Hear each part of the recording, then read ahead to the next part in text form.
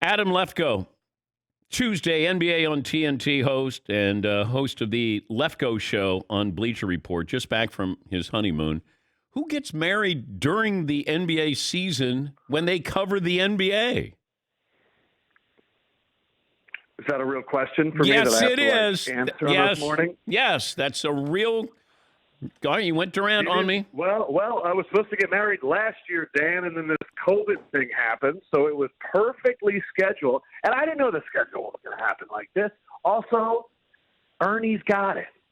You know, you're looking at me. I'm not working anyway. You think Ernie's getting off that desk? Are you kidding me?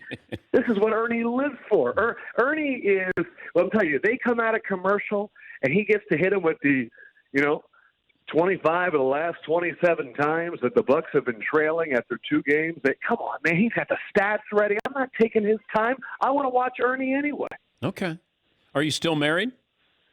I am. Honeymoon was amazing. Went to Hawaii. And the best thing is the time difference. Hey, babe, I think, let's take that 2:00 nap. Perfect. Game starts at 3. It was amazing. All right, where do you want to start with? The Nets or the Bucks? Where you just were, Budenholzer. What the heck is he doing? I mean, that dude, can you imagine the pressure on him right now, heading back to Milwaukee down 2-0, when everyone couldn't believe that they kept him anyway? It's more of the same, Dan, and that's what's incredible to me. This season, they allowed the most threes per game of any team in the NBA, second worst three-point percentage in terms of allowed. This is what they've done every single year. And yet, not everybody, we all looked at each other and said, are we going to do this again? Are we going to go to the playoffs and we're going to let teams hit threes and Giannis inexplicably is going to be at the top of the three and they're going to create a wall and we're going to go, man, Chris Middleton, really good NBA player in the regular season, kind of a three when it comes to the playoffs. We're going to do this again? I just don't understand. I'm sitting there, I'm texting with Candace Parker last night, and I'm going, didn't you say all season long that they were running Giannis on the block and that it opened up everything else because of his ability to pass and it gets him closer to the basket? And she's like, I don't get it. She's like, it's like they didn't work on any of this all year. And I just, it's crazy to me, man, because we're going to blame Giannis, and he's going to get this one more pass because if it doesn't work out, they're going to get rid of Budenholzer, and then they're going to go, maybe it's the coach. How much more of this kid's prime can we waste? And if it's him, then that's an issue too. Yeah, well, I was just going to ask you: is this coaching or is it personnel? I think Game 3 we're going to learn a lot. They need to play through Drew Holiday on offense, and they need to figure out a way to slow this down because they're going up against a Nets team that doesn't even have Jeff Green, let alone James Harden. And I know it's an unstoppable force, but the big storyline that I saw kind of developing last night was, we are getting the Devin Booker hero's journey where he becomes the young Padawan that goes on to face the evil Nets in the finals, led by Obi-Wan Kenobi in Chris Paul. Like, you could just see the NBA storyline being developed last night. But, yeah, in terms of the Bucks, man, play through Drew Holiday, get Giannis on the block, stop allowing all these threes, and do something. I'm like poking him with a stick on the ground right now. Is there a better starting five when they start than the Nets when you think about offensive efficiency in NBA history? How quickly we forget those Warriors teams. I don't know. I just remember sitting there when Clay had that Game 6 against the Thunder where it didn't seem like the ball ever touched the ground. There's a difference in style of this offense. I get amazed at the individual talents. When Kyrie takes someone off the dribble, it's a Monet.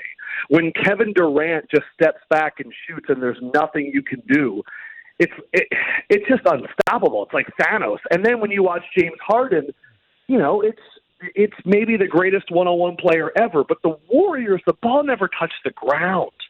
It was the passing, it was the efficiency, it was this gravitational force that was Stephen Curry. So I think that one, I mean, look, I don't know the numbers on it, but it felt more efficient just because it felt more artistic. This feels more like singular attacking.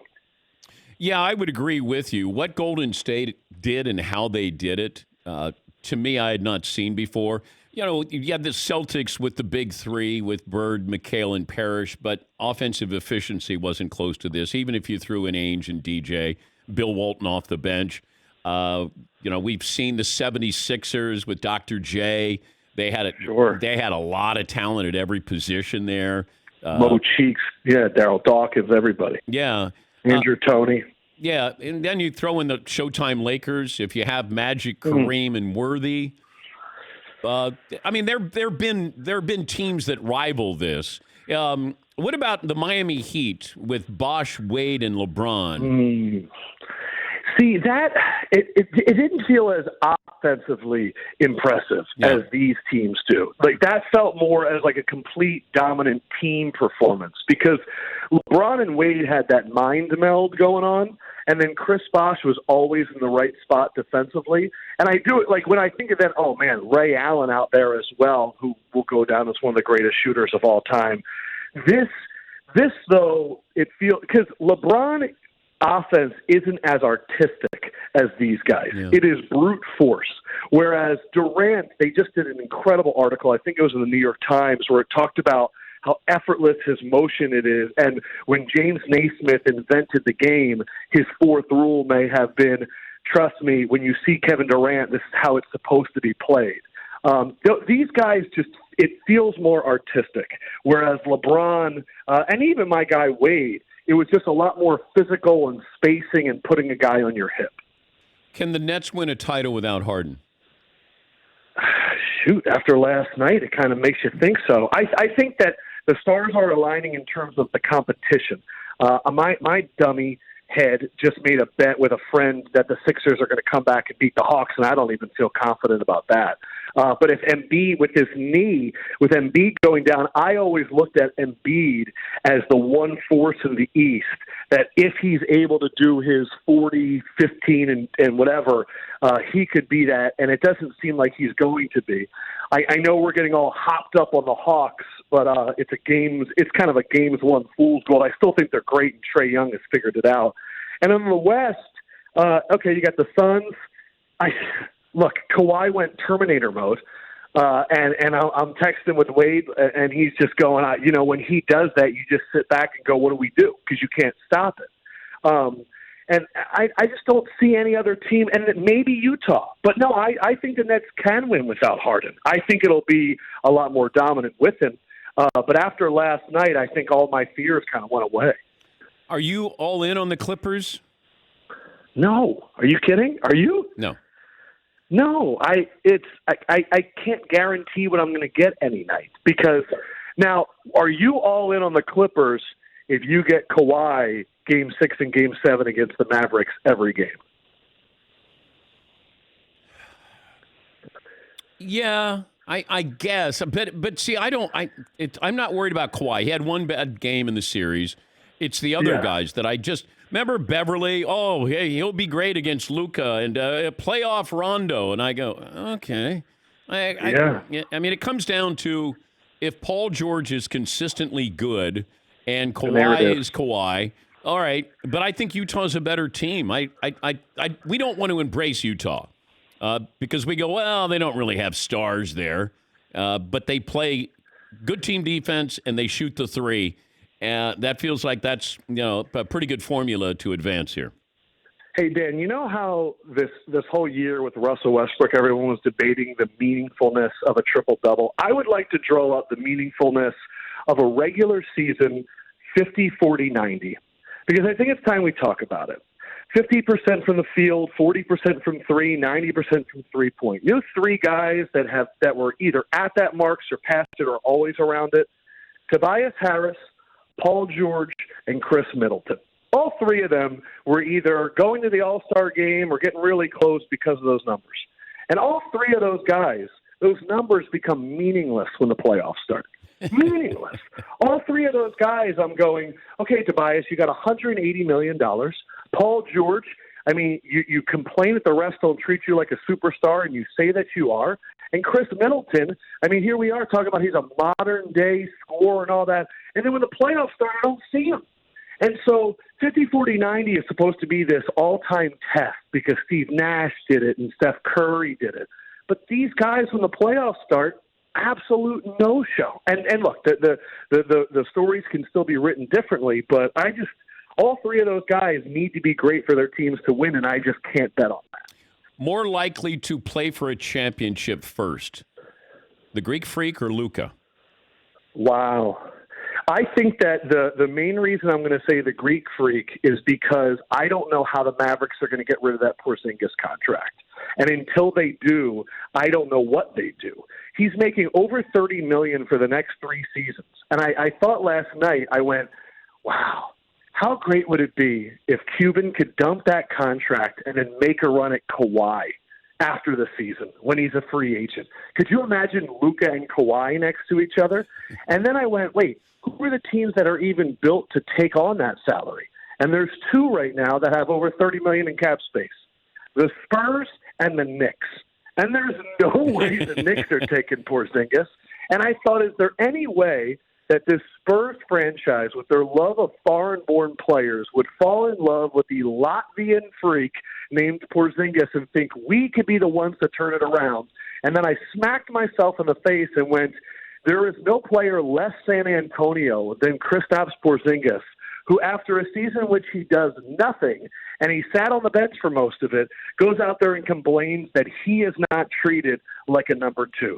So until they get rid of that contract, I'm going to go Greek Freak because at least I know that they may get a new coach that can turn it around. But with Porzingis' contract, I just can't bet on Luka right now. You still married? Man, it's good, Dan. I like it. The only thing is I got my ring is too small, and I had a lot of pizza last night, and now I can't get it off. But she likes it. Well, you're not supposed to take it off. That's what she keeps saying. But I want to play with it. I want to act like I'm in the Matrix or something. Good to talk. You got any marital advice for me? It's too late for that. I know. Just be a good listener. Remember everything she says. Just concentrate on everything, because she'll probably at some point going, Are you even listening to me? And you can't. I just want to ask the Danettes really quick. Shout out to Fritzy. I just want to ask them. Every time I ask Dan for advice, he just tells me to listen. Hey, how do I do a really good job hosting NBA on TNT? Just listen. Don't talk. Hey, how do I have a good marriage? Just listen. Does he listen to you guys? Or does he just talk the entire time? Because does this man follow what he preaches? I'm just seeing a trend here. Does anybody want to be a spokesperson for the Danettes? Yeah, Pauline? When you think Dan's not listening, 4 months later, he'll be like, remember that thing you said on Tuesday in May? And you're like, oh, man. Okay. I'm listening. Right. I'm listening, Lefkoe. Yes, Eaton. I love that. Adam, one time about 13 years ago, I made a joke about how Dan's not a good singer, and he's never forgotten that. So I can speak. I love to sing here in the studio during commercial breaks, and I'll just start singing. I'll see Seaton, and then I'll go, yeah, I know I can't sing, and then I just keep walking and still singing. Do you sing or do you croon? Because I feel like you're much more of a crooner. I'm a lounge singer. Goulet. Bobby Goulet. Yeah. Yeah, I'm bringing it. You snap when you sing, too, don't you? A little bit. Yeah. Oh, man. Yeah. I think I'm sort of like Barry White. I'm Barry extremely white. And when I bring the voice down like this, the brother Barry White, I mean, that's when you start to melt some hearts. Oof. God, I just had to get a little steamy. I had to take a paper towel to the forehead. Oh, don't let your wife hear this. You're right. Yeah. Hey, I'm putting you on mute. Yeah. Hey, great to talk to you again. Congratulations. Good talking to you too. Yeah. Thank you, pal. I'm going to take the Have a good day, I'm going to guys. take the over on the wedding and the marriage. I'm going to take the over. Okay. See, I knew I loved you. I knew I I'm going did. over. Thank you, Dan. The over is only 5.5, so I'm going. Oh, jeez. 5.5 decades, Lefkoe. My man, that's how you turn it around. I love it. Thank you, bud. That's Adam Lefkoe, Tuesday NBA on TNT host, the Lefkoe Show on Bleacher Report.